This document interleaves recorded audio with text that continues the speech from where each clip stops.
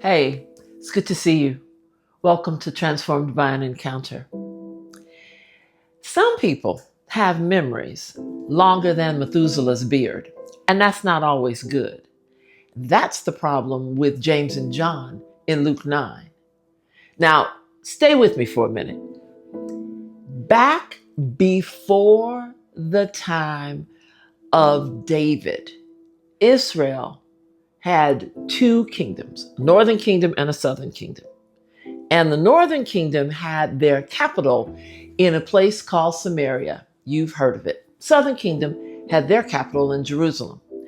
And though they were kissing cousins, though they were all descended from Jacob's 12 sons, they didn't like each other at all. The northern kingdoms and the southern kingdoms were at odds. They couldn't stand each other. That's thousands of years before Jesus. But by the time of Jesus, that same grudge was operating. That's why the Samaritan woman didn't think Jesus would ever talk to him. And that's what's going on in Luke 9.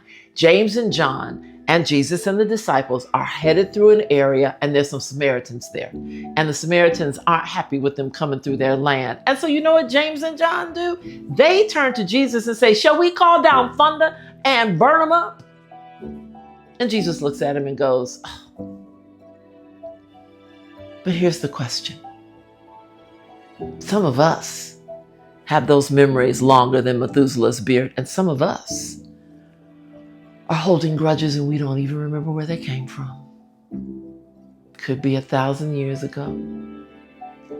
But Jesus teaches in this encounter with James and John, is it just because we have the power to get right or do right or get back doesn't mean we should.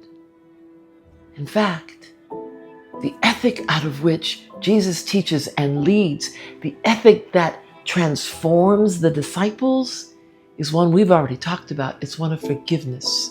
And forgiveness, you will remember, means when I put down that which hinders us. Jesus looks at James and John and shakes his head because what they're asking is based in an old grudge, and it shouldn't be. Beloved,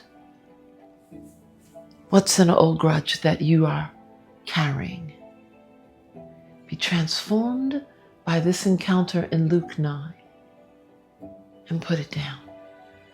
Free yourself, and then see what God will do with the space that you create all around your heart. That's my prayer for you. See you along the way.